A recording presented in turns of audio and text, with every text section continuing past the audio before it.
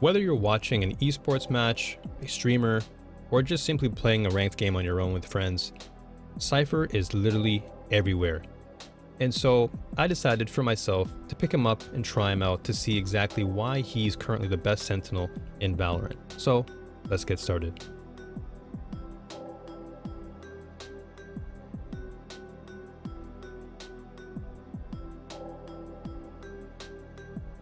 On the surface, Cypher is pretty straightforward in his utility. He's got tripwires, he's got a camera, he's got his cages, and of course his notable ult for information.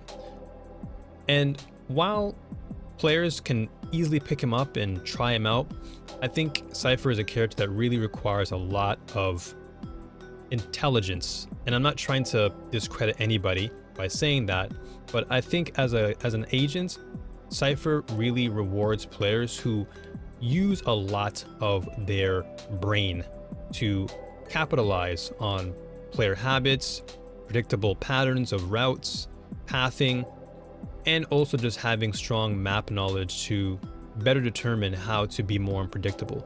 And I think that's what makes Cypher shine a lot, especially the time I spent playing with him, is every map will require a different set of, let's say, rules that you have to apply in the case of dealing with enemies and how they can overcome, or rather take advantage of, your utility if not done correctly. So with Cypher, it's really all about mixing up your approach. It's all about trying to play that game of 4D chess with your opponent, keeping them guessing and planting your tripwires in different locations, or at the very least conditioning them to think that you'll always do the same pattern, and then you break it only for the opponent to now have this false sense of security. They go in uncomfortable, and because Cypher is so good at lurking and being a clutch unit, it makes it even more challenging to really pin him down. And that's why I love him so much right now. After 15 plus hours of using him, I really do feel like he just fits that archetype that I love, of being that, that chess player of always thinking 2 steps ahead, 3 steps ahead, to the point where you have a checkmate on your opponent. So that being said, let's move on to the next point.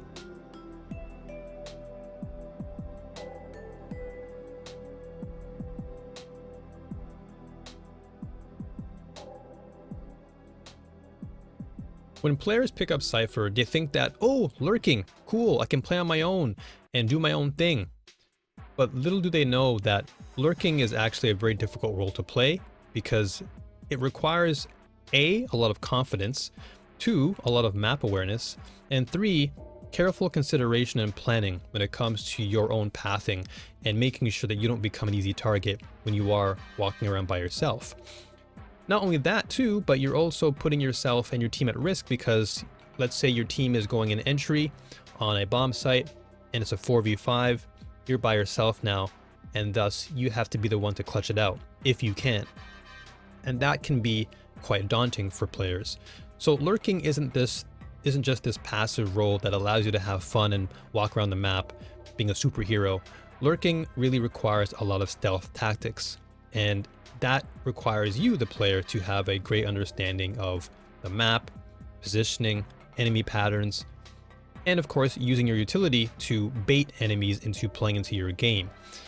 And that's one thing I've noticed with many of the top Cypher players. When they do lurk, they often try to plant their tripwires or plant their cages in such a way where it gives them the opportunity to reposition themselves, or as I mentioned, to bait enemies into playing into their hands, which gives them an easy target to take advantage of, and thus making the team fight a lot easier long term.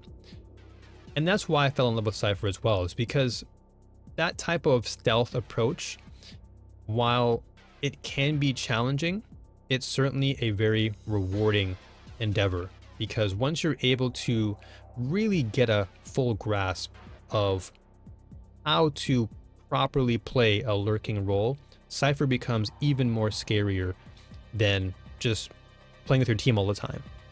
I think what's really important here is a careful balance and moderation, knowing when to lurk and knowing when to play with your team. And a great Cypher player definitely knows how to do both of them very, very well. So in that case, let's move on to the last and final point.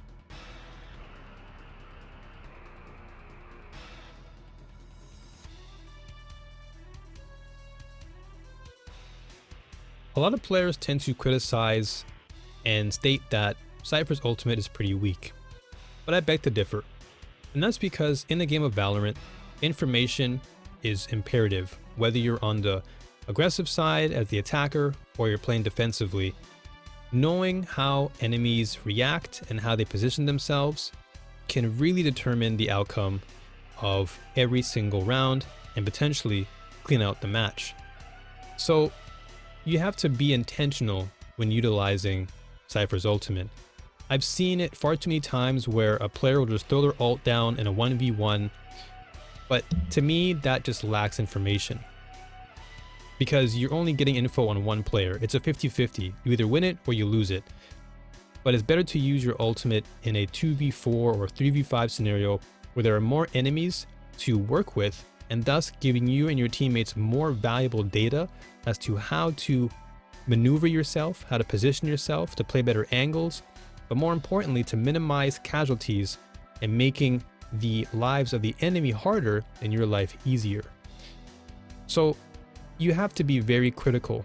You have to be very, very tactical with how you make use of your ult, because if it's just an irresponsible way of using it, you're never going to get value, and then you're always going to think that the ultimate's weak because, well, you're not using it in a very valuable manner. It all comes down to the situation that you're in and looking at every single possibility, because if you're only thinking about things in a very one-dimensional way, it only limits your potential with your ult.